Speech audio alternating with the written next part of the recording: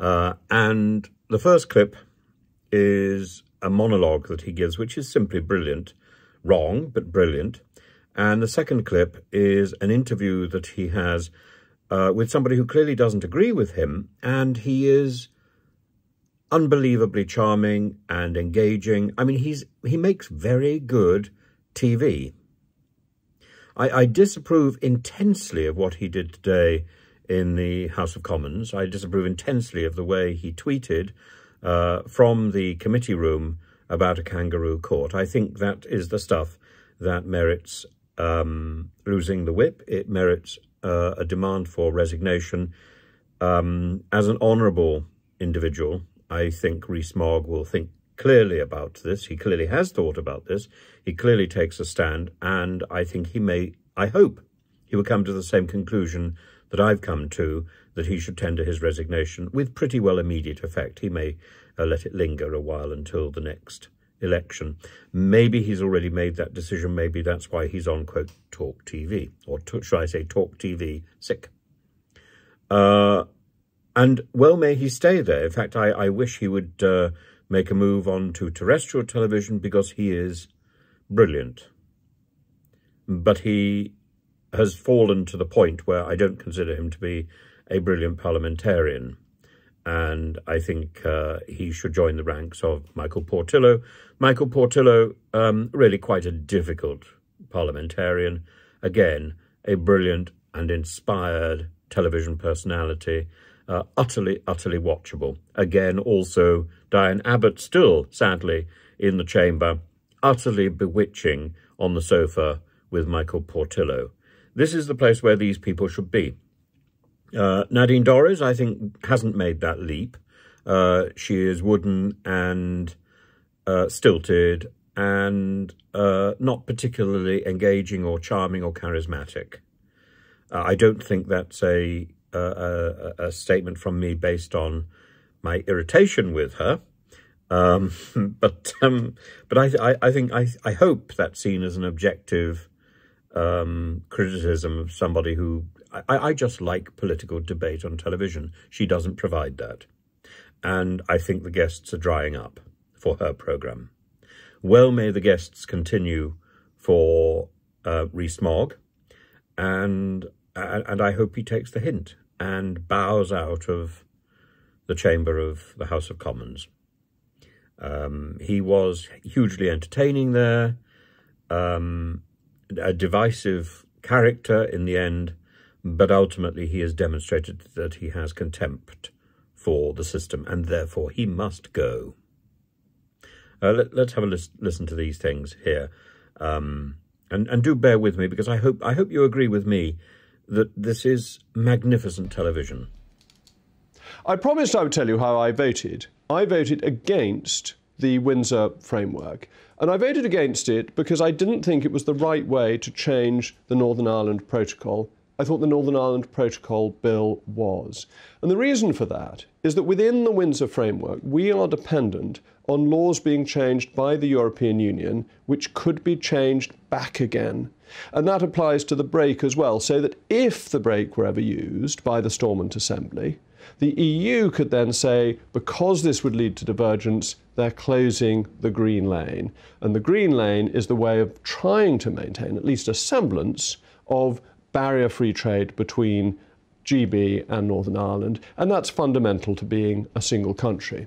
Now, Boris fully understood that the Northern Ireland Protocol was temporary. It says it in the protocol that we are meant to find technological methods that make trade work much more smoothly. And this was fundamental because Boris had worked out how to get the Northern Ireland Protocol to work, and that was by a mix of strength through the Northern Ireland Protocol bill and through trying to negotiate with the EU, which wasn't working. And the problem with what's been agreed is that it relies on the goodwill of the European Union, which they didn't show in the negotiations on the Northern Ireland Protocol. Otherwise, we'd never have got here in the first place. And it's this position of Boris, his success in leading Brexit, that has ultimately led to him being in front of the Privileges Committee today. This was never really about cake or curtains or indeed about Chris Pincher. It was fundamentally about Brexit and the reaction of the establishment to Boris as the figure of Brexit. If I am the Woolworths of Nigel Farage, Boris is the Fortnum Mason of Brexiteers.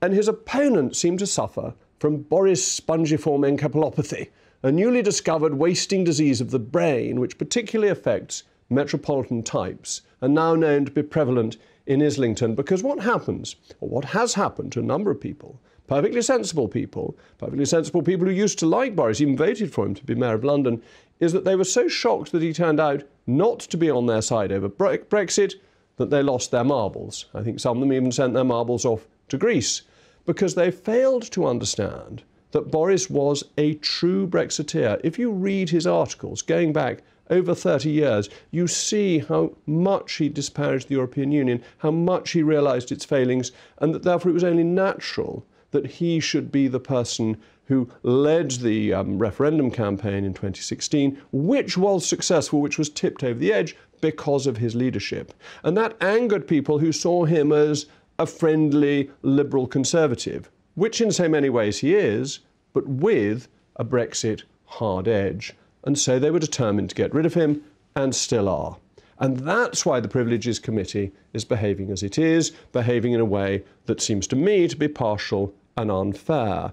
I sat in on a couple of hours of the committee earlier on this afternoon with a couple of divisions in between, and it was absolutely fascinating. I've never seen a politician go as red in the face as Harriet Harman did. She went as red as a herring when Boris reminded her of her far from impartial views of him, while she now says that they put their political opinions outside the door. It's not a very credible thing to say when you've already tweeted against the person who you are judging. And I think it's a pity that somebody previously so respected is undermining her own reputation by carrying on as chairman of a committee where she's reflected her own view previously.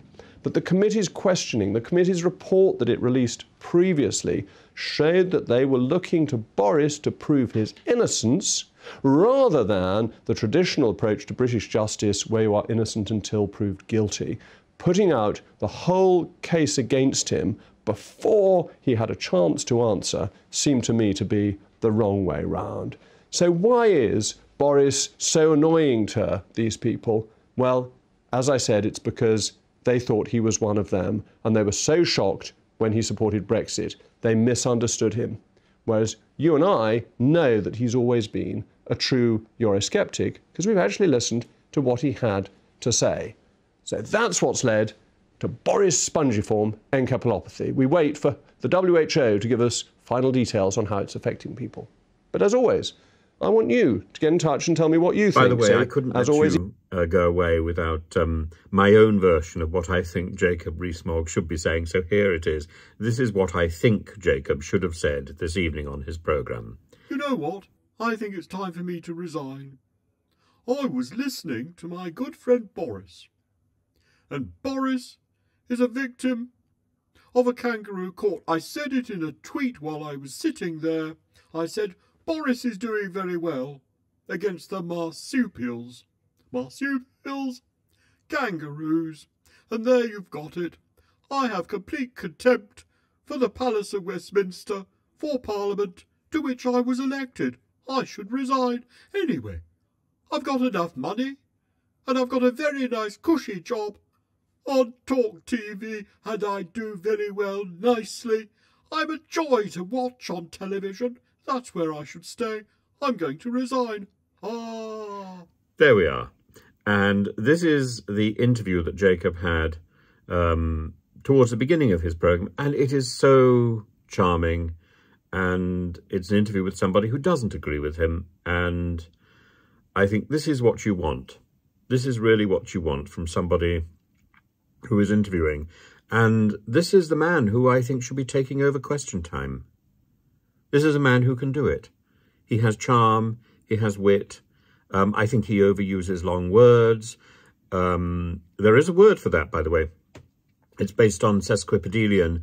I can't remember what the actual term is, but sesquipedalian means using long words. There's a word which I think is derived from that, which means that one's using long words when short words would do, which is much, which I think is wrong. I think if you've got to explain something complicated, you should be able to explain a complicated idea in words that an intelligent 7-year-old would understand.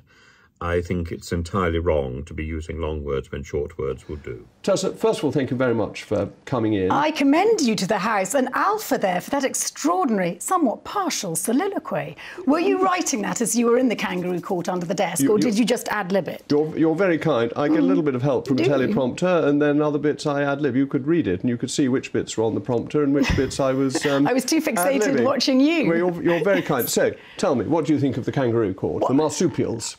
I don't. I find it extraordinary mental gymnastics. You've managed to conflate a parliamentary reticence about Brexit, which there clearly was from 2016 onwards, with interrogating Boris Johnson's integrity over his claims to the House, his assurances to the House that he didn't knowingly break the COVID rules. I mean, there is a giant Waterloo. There's a huge gap between those two issues. I don't see them having any overlap, with the exception of our ex-Prime Minister's failure to pay attention to detail. How can he nip out of his so-called, as you've dubbed it, kangaroo court to vote down the Windsor framework when it is so much better than what both you and him voted in January 2020 for Northern Ireland? Because it doesn't make sense. It's not better. It's worse because it solidifies what is in the protocol.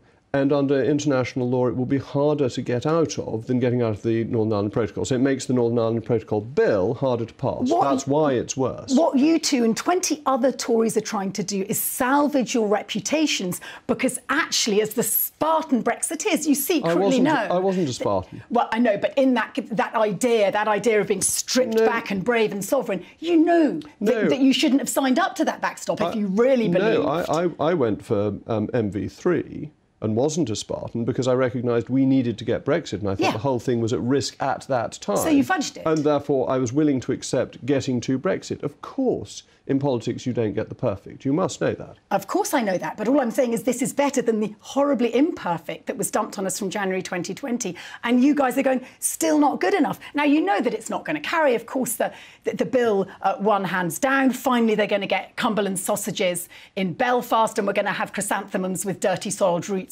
from goodness knows where, perhaps Scotland even, who knows if they're still talking to us. But the point is, Jacob, you've been beaten and you've got egg on your face, and you can't conflate Boris Johnson being a Brexiteer with him being called to account for his honesty on COVID. He didn't say anything that he didn't believe to be true on COVID. And if you'd listened to the evidence, Derek, you may well have done. I took notes. It was quite clear that he thought that the rules were being followed, and he made a very clear explanation as to how they were followed and what the rules actually said, that you had to have social distancing if possible. And in Downing Street, an 18th century townhouse, that wasn't always possible. Where he came unstuck consistently was, on the one hand, he seemed to know what the rules were. Oh, we went outside, we opened the windows. And on the other hand, oh, whoopsie, didn't know what the rules were. We're relying on aids. What kind of aids? Oh, aids I can't name. Comms people. I mean, it was pretty thin. I think even you must have felt uncomfortable for your... I mean, he's your ally, isn't he? He's your Brexit leader. I thought that was perfectly normal, that ministers, and obviously the Prime Minister as well,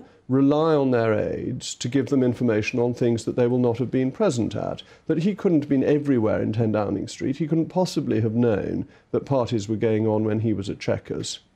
He just couldn't have done. In the end, whether you fancy the marsupials or Boris, people have already probably made up their minds. But what today was about, with a thumping great victory for your technocrat Prime Minister Rishi Sunak, it's about you guys, your hardcore Brexiteer fragment, including Boris. You're suddenly out of fashion, aren't you, Jacob? Let's be honest, you're being left behind by the tide here. I don't think that's right. I think the vote today, because the Labour Party was supporting it, was always going to go through. It was a thumper. 515 to 29. I wouldn't say that big majorities in the House of Commons are always right. I was one of 13 who voted against the idiotic recommendations of Leveson, against 530 who voted to regulate the British press. I thought the 13 were right and the 530 were wrong. And actually, the law has now followed the 13, not the 530. So the size of the majority does not necessarily recognise the quality of the argument. That's always true in the House of Commons. But also more broadly, I've got no skin in the political game. I have a reasonable long view.